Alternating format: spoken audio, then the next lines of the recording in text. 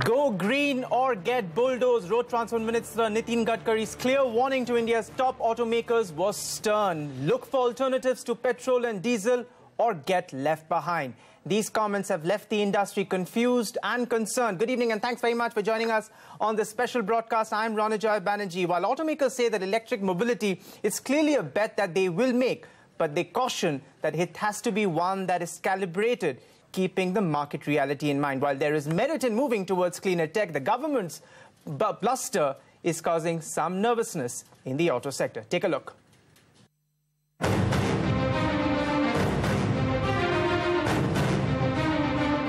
आप बार-बार बोलते हैं कि पॉलिसी क्लियर होनी चाहिए। बहुत क्लियर पॉलिसी है कि पेट्रोल डीजल बनाने वालों का बैंड बाजा बजाना, ये मेरे मन में इसमें कोई कंफ्यूजन नहीं है।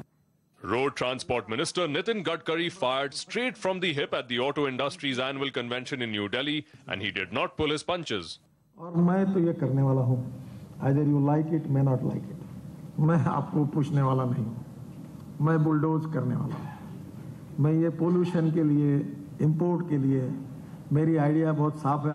The minister's warning to bulldoze ahead with the government's EV mission has pushed industry into a corner.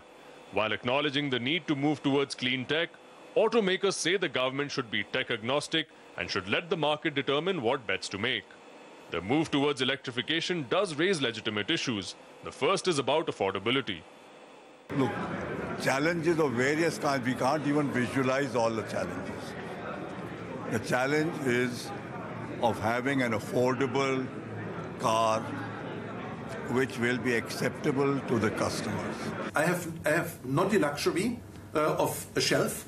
I can actually pick and choose some globally applied technologies already. Because otherwise I will actually price myself or cost myself in out of the market. Out of the market. So we need some time to adapt. Apart from affordability, India also lags behind on key infrastructure like charging stations, among others. And all this is not lost on Motown. First infrastructure is, suppliers, battery manufacturing facilities in India, then charging infrastructure in, all across India. So that is also very, very important, because if you don't have that infrastructure, all this is on PowerPoint. The only thing the industry has said all along is that whatever has to be done, we need to be told in advance, and there should not be any tinkering that happens with that for a variety of reasons, and the minister also agrees with that. You really got to take the bull by the horn. You need to take a lot of dynamic concrete steps, whether in terms of import duty, whether in terms of clearly in terms of other state duties, whether in terms of taxes, and whether in terms of infrastructure. So once you do those things, then it starts accelerating. It becomes a catalyst. It's no secret that pollution in our cities is reaching alarming levels. But perhaps a sledgehammer approach to electrification will lead to more unintended consequences for a high-growth sector that employs lakhs of people. Bureau Report, CNBC-TV18. All right then, so the big question on everybody's mind is India ready to go all electric come 2030? That's at least the target set by the government. Shireen is joining me now to give us a quick reality check. Shireen. Well, here is a quick reality check on India's electric vehicle mission. Where do we currently stand? What are we planning to do? And can we achieve it? Now, let's take a look at how many electric vehicles are sold in India today. A total of less than 1% of the market share in India is captured by electric vehicles. What makes the picture even worse is that 95% of electric vehicles on Indian roads are low-speed scooters that cannot go beyond 25 kilometers per hour. So now let's take a look at how big the gap is between electric vehicles and petrol and diesel vehicles. Currently, only 2,000 electric cars were sold. That is the picture as of last financial year. But more than 3 million petrol and diesel cars were sold. Let's take a look at the two-wheeler category. 23,000 electric two-wheelers were sold in the last financial year, and that compares to 16 million petrol bikes and scooters that were sold. Here's another revealing fact. India has only one original manufacturer selling electric cars, and that is Mahindra & Mahindra. Now, let's take a look at the cost. The electric cars from the Mahindra stable don't come cheap, anywhere between 6 lakh rupees to 11 lakh rupees. And even with full charge, they can go just over 100 kilometers. And this begs the question on electric vehicle infrastructure as well as affordability. And that is a key criteria for creating demand for electric vehicles in a market like India. Let's look at the infrastructure side of the story. According to a McKinsey estimate, India has a total of only 500 charging stations nationwide. Now, this is well below what we will need. In fact, Delhi alone needs about 3 lakh charging stations if we plan to go all electric by 2030.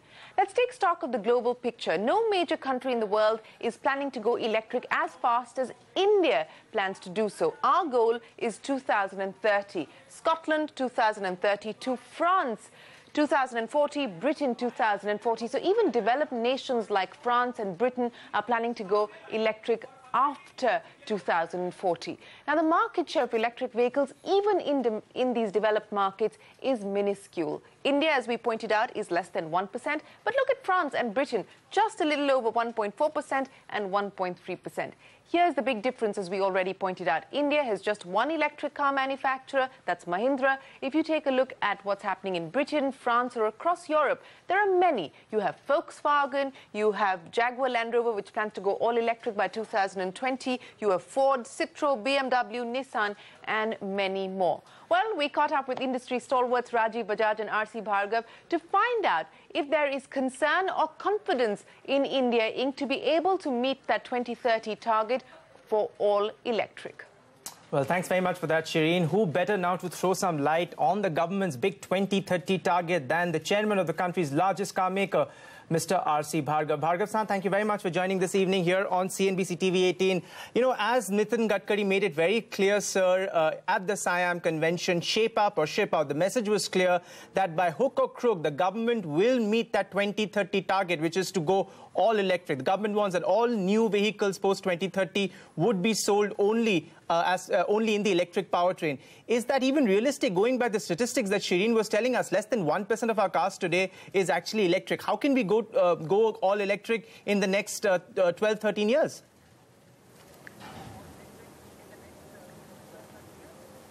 Well, I think you must understand that what has happened in the past is not any kind of an indication of what will happen in the future. Because in the past, electric cars was not something which anybody took seriously. It was just one of those things which was there. It was looked upon as a kind of toy kind of vehicle. Today, there is the entire machinery of government which is pushing for electric cars, which was never there before. So please, I think it will be wrong to compare the past with the present or the future. Now, the issue is that while government is very serious about this, and I think industry understands this seriousness, industry understands the logic and the reasons why electric cars are important to India. I think there's no doubt about the strategic importance of electrifying Indian mobility. The issue is that the customer, who is the user of the car ultimately, he should be comfortable buying and using an electric car. And I think this whole business of looking at the electrification program and the speed has to be related to the customer's requirements.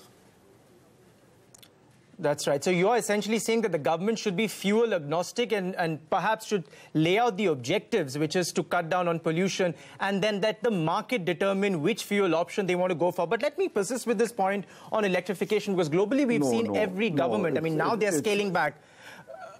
Okay, go on. Yeah. Go ahead, sir. No, I'm not saying that.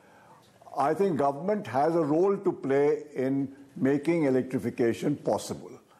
It has a role to play, for example, in promoting indigenous manufacture of lithium-ion batteries. It has a role to play in the infrastructure development for electric cars. It has a role to play in providing cheaper electricity for the charging of batteries. And when it comes to infrastructure development, because building the charging stations is not, I don't think even 2 lakh charging stations will be enough, because charging a battery takes several hours. It's not like filling a petrol in a car. And therefore, government is also looking at a very innovative idea of battery swapping.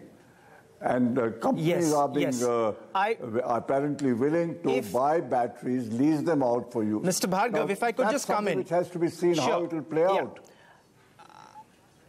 Right, absolutely, and sorry to interject there, and because I want to take it from where where you left off about the various ways in which the government is trying to address the central issue of cost of the vehicle. Because India is saying that, listen, we don't have money for subsidies. What we will try and do, we're going to come out with an India-centric model. So swappable batteries is one. Earlier today, in fact, he was there in the session after you, Mr. Bhargava. You had Professor Jhunjhunwala, who said that we have sort of found a solution to the central conundrum, which is the cost of vehicle. They've said that apart from swappable batteries, he's claiming that many manufacturers have come and told him that they are able to now cut down the size of the battery, which will further bring down the overall cost of the vehicle. And he says that as per his calculation, cost of running an electric car, that is, cost per kilometer, is almost at par now with cost, of owning a vehicle, owning a diesel vehicle. Are these reasons enough for the country's largest car maker, Maruti Suzuki, to really sort of, start investing in electric mobility?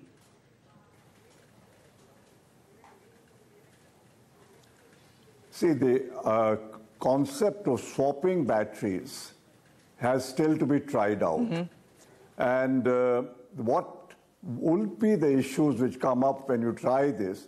For example, matching the requirements of batteries for the car manufacturer's production program with the batteries which these companies who will be leasing out the batteries to get the numbers exactly right at the place where the car is required is something which needs to be seen, how to bring about this match. As production goes along and numbers increase, who will take care of ensuring that the charged batteries are available for the customers of a particular model exactly as the customer and when the customer wants it? Because if the customer doesn't get the battery and is not able to run the car, then he will blame the car manufacturer for it. He's not going to blame the company which is leasing out the batteries. So the practical issues of swapping still need to be tried out, the glitches ironed out, and then to see how this can actually work. Maybe car manufacturers themselves should have a leasing program. That's one option which one can think of. Okay, and for the clarity of our viewers also, for instance, if the government were to introduce swappable batteries even in electric cars, for instance, would that not mean that, pretty much all electric cars, there'll need to be a certain level of standardization, so therefore a Maruti car needs to be pretty much, at least as far as the electric battery kit is concerned, similar to, let's say, a Hyundai or a Honda, which many car makers may not be willing at this point.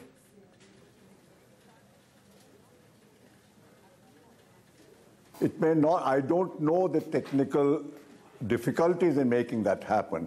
In terms of the motors which people will have in their cars, I think the battery requirements are also primarily determined by what the motor requires in terms of energy and voltage. And if you have identical batteries, then I'm not sure if technically it will mean having identical motors and controllers, which means identical technology for electric cars. I'm not sure what the situation is, because all of this has happened very recently, very quickly, and I don't think people have had time to go into all the nitty-gritties and the practical issues of electric cars. So I think it's better if industry gets a little time to go into all these issues and see what the difficulties and problems could be in the way this swapping program will work. In your 36th annual general meeting, Mr. Bhargava, you said that Maruti will not be left behind as far as the electric mobility is concerned. So how many years are we from seeing Maruti's first electric car? Hyundai has said they will be coming out with a product as early as 2019.